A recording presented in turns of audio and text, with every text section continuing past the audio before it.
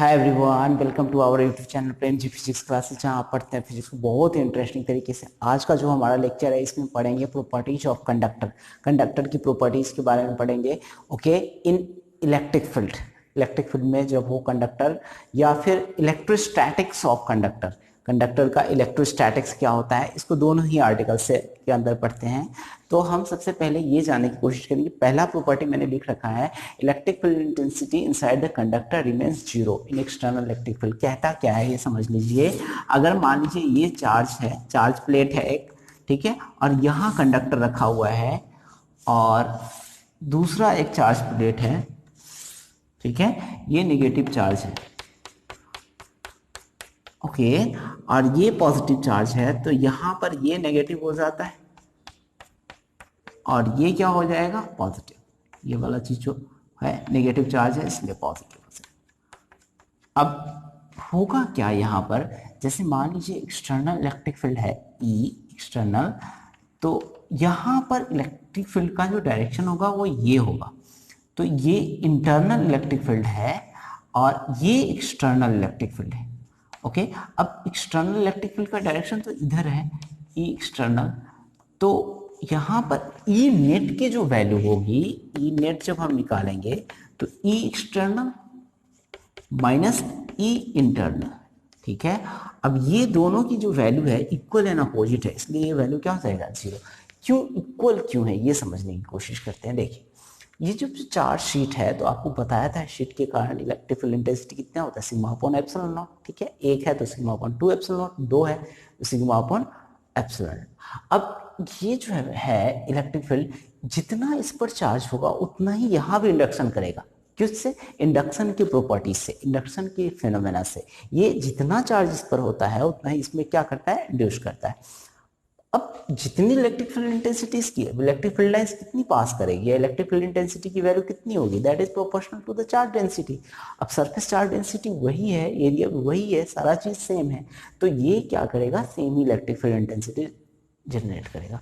अब ये इक्वल, ये 5 न्यूटन पर कूलम है इधर से, और इधर से भी 5 न्यूटन पर कूलम, तो नेट क्या हो जाएगा, जीरो। नेट जो वैल्यू होगा वो जीरो। तो अंदर में इलेक्ट्रिक फील्ड इंटेंसिटी की वैल्यू कितनी होगी, जीरो होगी। अब दूसरा पॉइंट पढ़ते हैं, दूसरी प्रॉपर्टी। किसी भी कंडक्टर के सरफेस पर जो इलेक्ट्रिक फील्ड इंटेंसिटी का डायरेक्शन होता है वो परपेंडिकुलर होता है, ठीक है। Electric direction of electric field intensity on the surface of the conductor ये जीरो। ये मैं रफ कर देता हूं अब। ओके, ये देख लेते हैं अपन, फील्ड इंटेंसिटी बी परपेंडिकुलर, ठीक है। दूसरा पॉइंट क्या है, direction of electric field intensity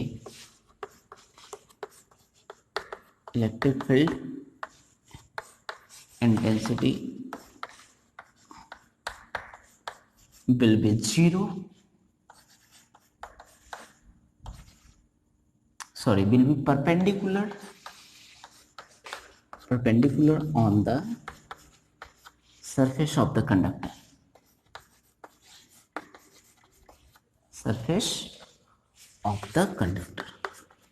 मतलब जो कंडक्टर होगा ना उसके सरफेस पर ये डायरेक्शन जो होगा इलेक्ट्रिक फील्ड इंटेंसिटी का, वो क्या होगा, परपेंडिकुलर होगा। ये जो वैल्यू होगी वो कितनी होगी, परपेंडिकुलर होगी। कैसे, ठीक है। अब जैसे देखिए, ये कंडक्टर है और ये कंडक्टर है, यहाँ पर ये पॉजिटिव चार्ज। अब जैसे ही ये पॉजिटिव चार्ज है, अब ये परपेंडिकुलर नहीं है, तो मान लीजिए ये ऐसा होगा, ठीक है। प्रूफ करने का एक तरीका होता है, जो चीज आप मान रहे हैं अगर आपको लग रहा है कि नहीं है तो उसके अपोजिट मानिए ये है। अब देखिए, ये थीटा है, तो ये जो है ना ई है, और ये सरफेस के अलॉन्ग कितना होगा, ई कॉस थीटा, ठीक है। और ये परपेंडिकुलर है, ई साइन थीटा, ये हो जाएगा।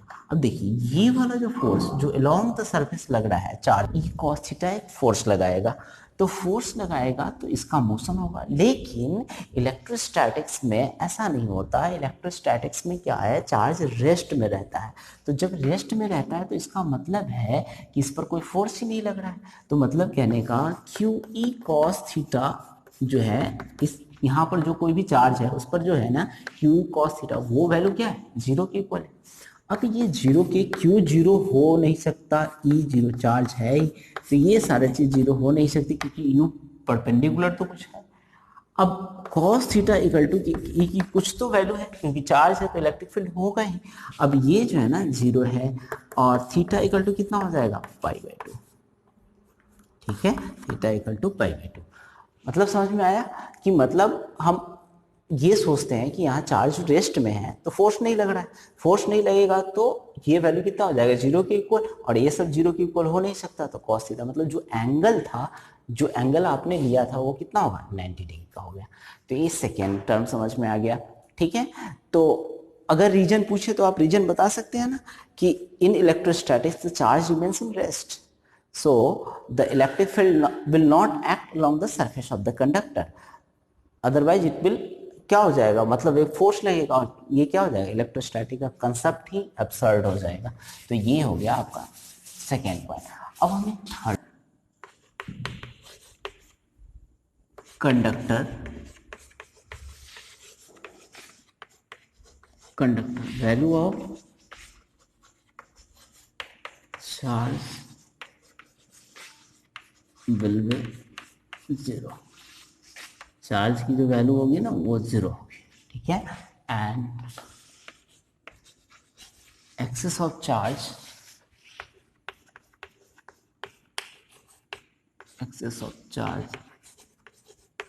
resides on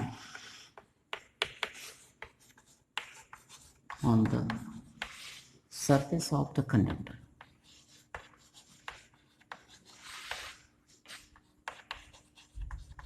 कंडक्टर के सरफेस पर लाई करता है। ठीक है, देखो ये क्या कहता है इलेक्ट्रिक फील्ड यहाँ पर inside the conductor the value of charge will be zero. देखो ये हो क्या रहा है, जैसे ये है यहाँ पर ये है positive.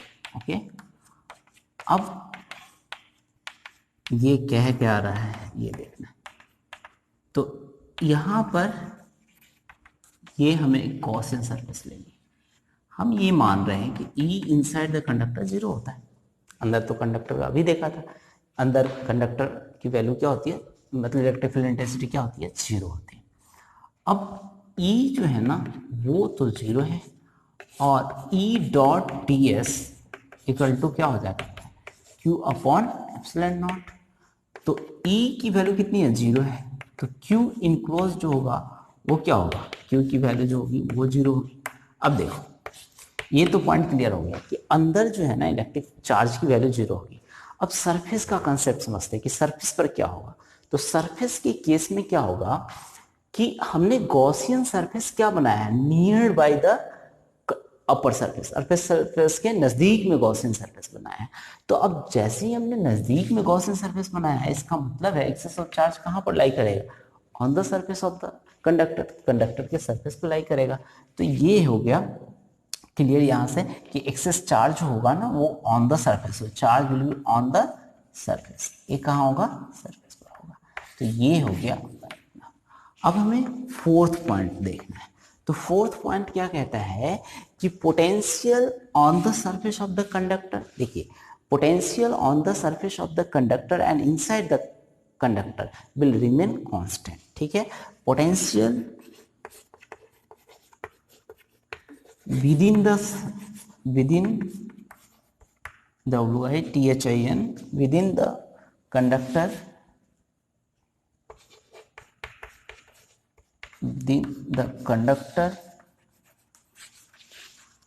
or on the surface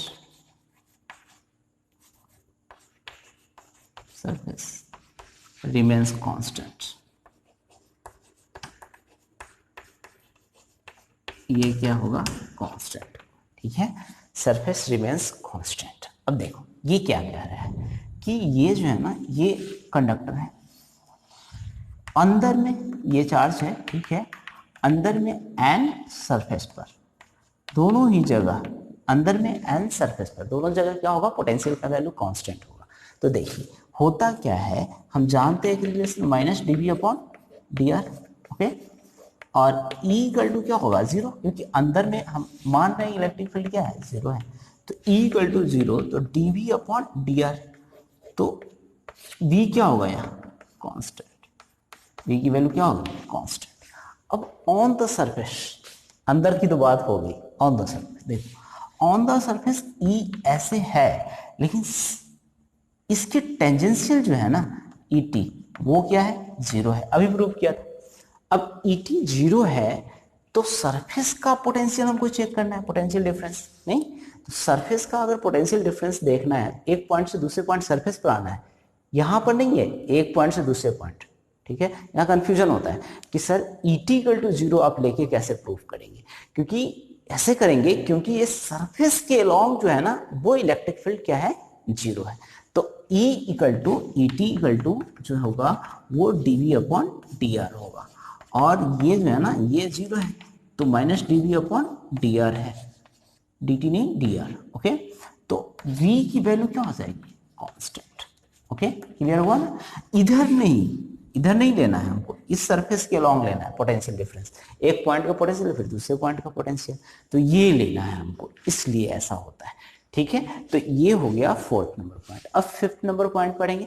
fifth देखिए, electric field intensity on the surface of the conductor will be directly proportional to the surface charge density. ये कहता क्या है, ये एक कंडक्टर है और इसका सिग्मा जो है ना सरफेस चार्ज डेंसिटी, तो इस पर जो इलेक्ट्रिक फील्ड इंटेंसिटी होगा that is directly proportional to sigma के, ठीक है। इसको प्रूव करना है। देखिए अभी तक आपने पढ़ा है, कहीं भी इलेक्ट्रिक फील्ड इंटेंसिटी निकालना रहता है हम एक गॉसियन सरफेस बनाते हैं, हमने एक सिलेंड्रिकल गॉसियन सरफेस पास करा दी इस सरफेस से।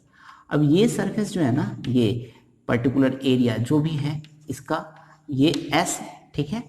अब इसमें देखेंगे आप कि इसका सरफेस एरिया तो ऊपर है DS1 and electric field intensity भी इधर, और इसका इलेक्ट्रिक फील्ड इंटेंसिटी का डायरेक्शन इधर है इस वाले सरफेस के लिए, और सरफेस एरिया क्या है इधर है DS2, एंड इधर वाले के लिए सरफेस एरिया क्या है DS3, and electric field intensity का डायरेक्शन क्या है, यहाँ पर इलेक्ट्रिक फील्ड इंटेंसिटी है ही नहीं, E इक्वल टू जीरो। तो जब अंदर वाले को तो छोड़ ही दीजिए, इसमें तो इलेक्ट्रिक फील्ड इंटेंसिटी है ही नहीं, जिसमें है उसके लिए देखें तो अप्लाइंग गॉस लॉ, तो गॉस लॉ अगर अप्लाई करें ना E dot DS equal to क्या हो जाएगा, Q enclosed upon epsilon naught, नहीं Q enclosed upon epsilon naught.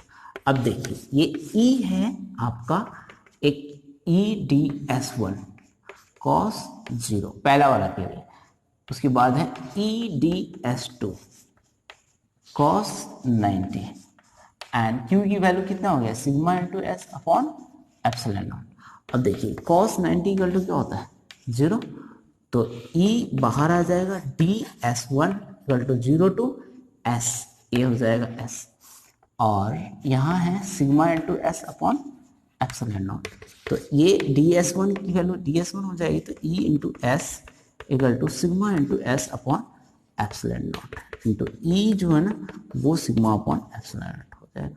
तो मतलब E will be directly proportional to what, sigma, ये सिग्मा के डायरेक्टली प्रोपोर्शनल हो जाएगा। इसको कहते हैं सरफेस चार्ज डेंसिटी, यही हमको प्रूव करना था। अब हमें लास्ट वाला प्रॉपर्टी पढ़ना है जो कि बहुत ही इंपॉर्टेंट प्रॉपर्टी है, जिसको कहते हैं शेल्डिंग इफेक्ट। देखो होता क्या है उसमें, उस वाले प्रॉपर्टी को समझते हैं।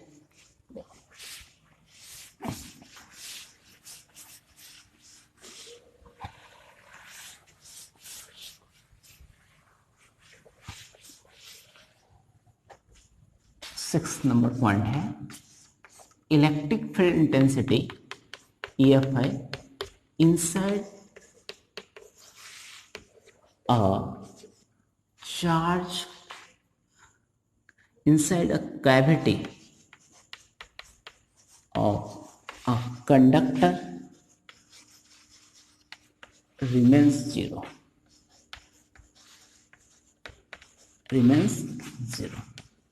ये जीरो होता है। देखिए ये कैसे होता है जीरो, वो समझते हैं। देखिए होता क्या है, ये कंडक्टर है, मान लीजिए आप यहाँ पर ये कैविटी, इस तरह से कैविटी बनानी है, आप यहाँ पर कोई पॉजिटिव चार्ज लाएंगे तो ये क्या करेगा, यहाँ नेगेटिव चार्ज इंड्यूस करेगा, और यहाँ पर सरफेस पर क्या होगा, पॉजिटिव, लेकिन अंदर में इलेक्ट्रिक फील्ड की वैल्यू कितनी होगी, जीरो, ठीक है। अंदर में तो इलेक्ट्रिक फील्ड इंटेंसिटी जीरो, क्यों, क्योंकि वहाँ क्या है, वो है क्या, वहाँ पर चार्ज ही नहीं है, जो चार्ज नहीं है तो वहाँ पर इलेक्ट्रिक फील्ड इंटेंसिटी कहाँ से होगा, गॉस लॉ अभी प्रूफ करा था, तो गॉस लॉ से ई डॉट डी एस जैसे निकालते हैं ना आप, ई डी एस, तो अंदर तो Q enclose upon epsilon not, Q है ही नहीं, तो क्यू जब नहीं है तो ई इक्वल टू मतलब क्यू टेंड्स टू जीरो, तो ई इक्वल टू क्या हो जाएगा, जीरो, इलेक्ट्रिक फील्ड होगा नहीं।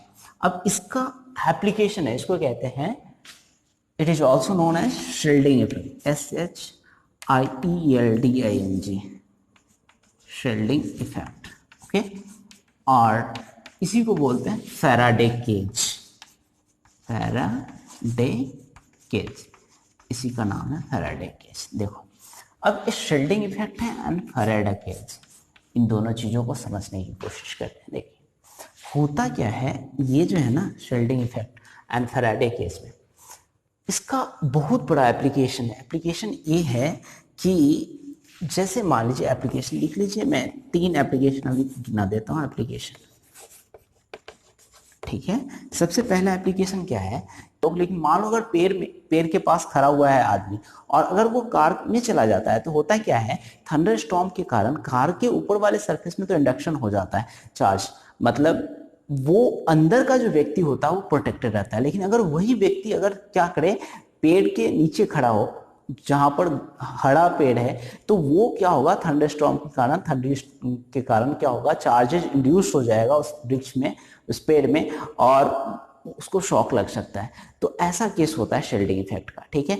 या किसी ऐसे मेटल को, ऐसे वस्तुओं को आप प्रोटेक्ट करना चाहते हैं जो कि इलेक्ट्रिक फील्ड के अंदर में क्या हो सकता है, डिस्ट्रॉय हो सकता है, तो आप क्या कीजिए, जहां ज्यादा इलेक्ट्रिक फील्ड इंटेंसिटी का रीजन है वहां पर आपको उसको, वस्तु को प्रोटेक्ट करना है, ऑब्जेक्ट को, तो आप क्या करिए, फैराडे केज बना दीजिए। मतलब अगर यहाँ पर हमने अंदर में कैविटी बना दी तो ई जीरो है, तो इस जगह पर अगर कोई ऑब्जेक्ट रखेंगे तो वो सुरक्षित रहेगा।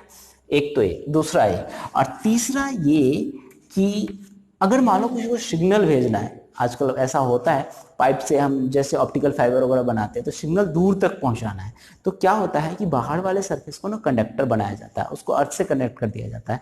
कोई भी चार्ज इंड्यूस्ड हो तो वो क्या जाए, अर्थ में ट्रांसफर हो जाए, जैसे अर्थिंग का केस होता है, इलेक्ट्रिकल एप्लायंसेस को बचाने के लिए करते हैं ना, उस तरह से, ठीक है। This is the application of shielding effect. Okay, thank you.